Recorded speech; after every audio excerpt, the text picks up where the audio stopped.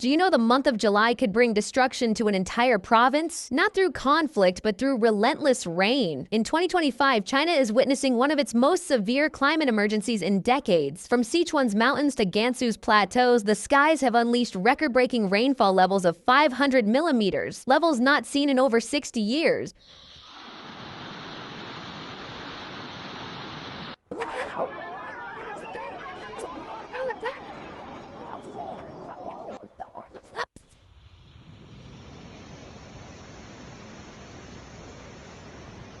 Bridges have collapsed, trains halted, and in Shenzhou, a 5-story building vanished into a swollen river. The rains haven't stopped, and neither has the damage. This isn't just weather, it's a warning. In today's report, we uncover the hidden cracks in infrastructure, leadership, and the urgent truth of climate change. In the final week of July 2025, Baoding, a city just a few hours' drive from Beijing, was hit by what meteorologists now call a year's worth of rain in a single day.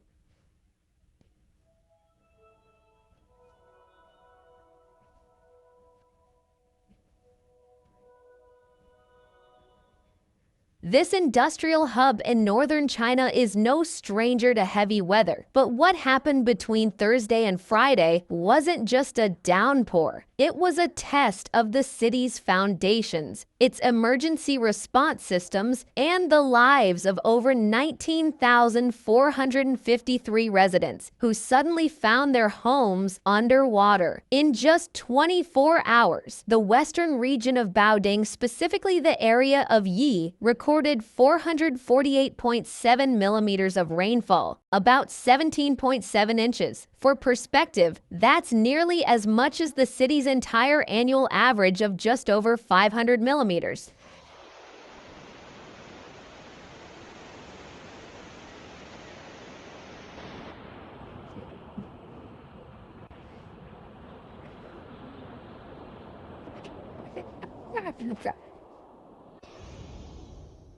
The skies had released what nature typically spreads out over 12 months. In a single night, flash floods followed swiftly. Streets disappeared beneath murky water. Power lines failed in multiple villages. Bridges that connected communities cracked and fell. Roads became rivers. In some districts, access to hospitals, schools, and evacuation routes was severed in hours. And yet, amid this turmoil, the people of Baoding had no time to panic. They had to move. Over 19,000 people, spread across more than 6,171 households, were evacuated, according to official numbers released by the China Meteorological Administration. While no casualties or missing persons were reported at the time, the sheer scale of displacement made this one of the most serious urban flood responses of the year. And this isn't a one-off disaster. It's part of a larger, more troubling pattern.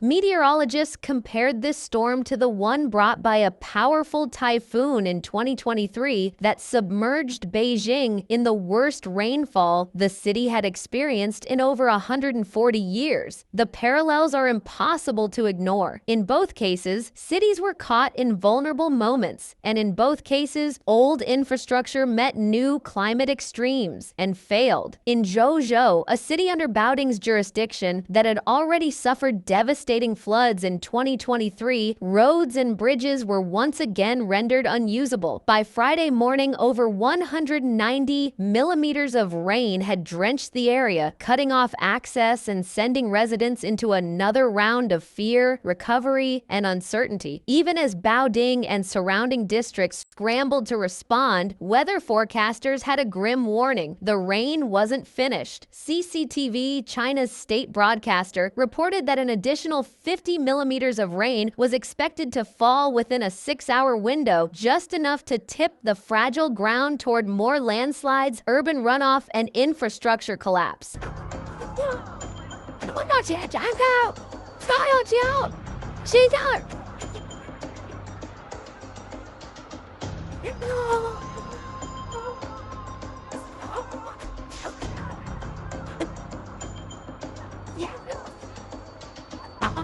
Beijing, a sprawling capital about 160 kilometers away, also came under threat. Flash flood alerts were issued across 4 of its 16 districts by Friday night. The northern and western mountainous areas of the capital were placed on high alert for debris flows and secondary disasters triggered by excess water soaking unstable hillsides.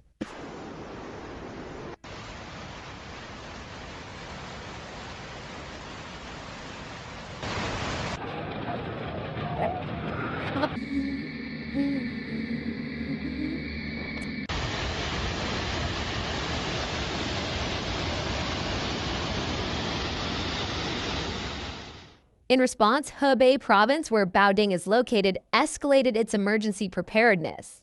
National authorities also stepped in. On Friday, the central government dispatched 23,000 relief items, including emergency kits and blankets, to regions in Hebei and the northwestern province of Shanxi, which had also been hit hard by torrential rains. These weren't precautionary measures, they were lifelines. For many displaced families, an emergency kit is not just a bag of supplies. It's the only thing standing between safety and suffering. For aging residents, the blankets offered warmth not just against cold, but against fear. What's alarming is that this isn't an isolated event. Hebei province has been experiencing above-average rainfall for 5 consecutive years.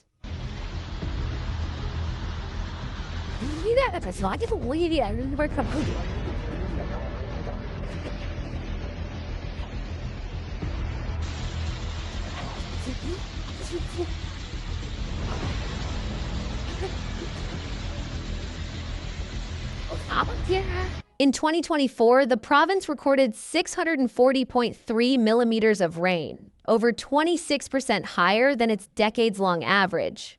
Last summer alone, Baoding and nearby cities like Zhangjiakou, Langfang, Xiang'an, and Changzhou saw 40% more rain than usual. Some parts of Baoding received 80% more.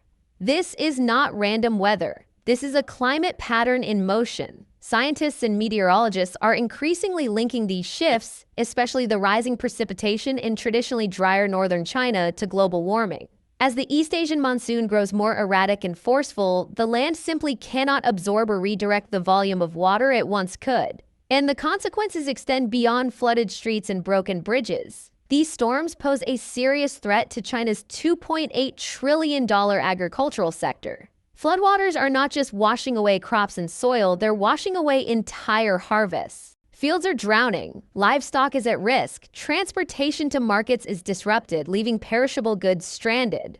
The damage doesn't end with the rain. It lingers in the months to come, affecting food security, rural livelihoods, and national economic stability.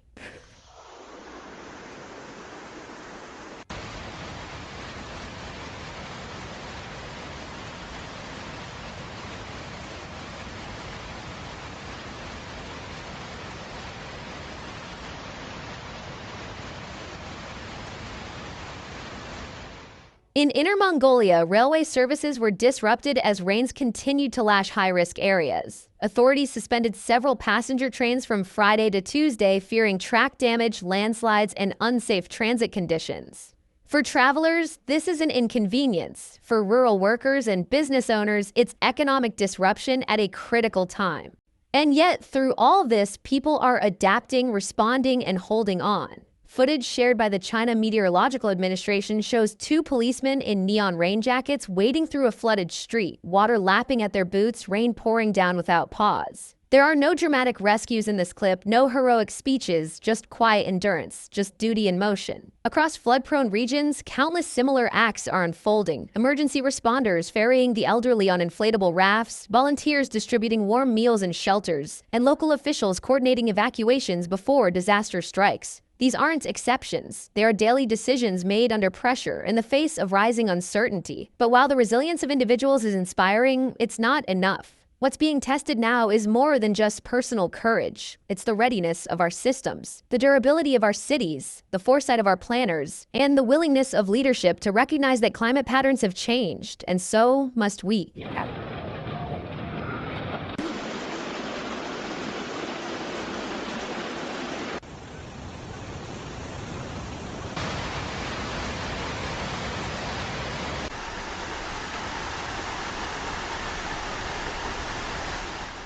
No province can prepare for the future by using the tools of the past. The storms of July are revealing the true cost of delayed adaptation. They are not only disrupting life in Baoding and Beijing, they are warning signals for cities across the globe that still think climate change is a future concern. This is no longer about isolated events or rare occurrences. This is the new frequency. And unless strategies shift at the national and local levels, the people who suffer will always be the same. The rural farmers, the working poor, the children displaced overnight. That's where today's story ends, but the questions it raises won't fade with the floodwaters. If one night of rainfall can shut down a city and uproot thousands, what happens when these storms become monthly or weekly events?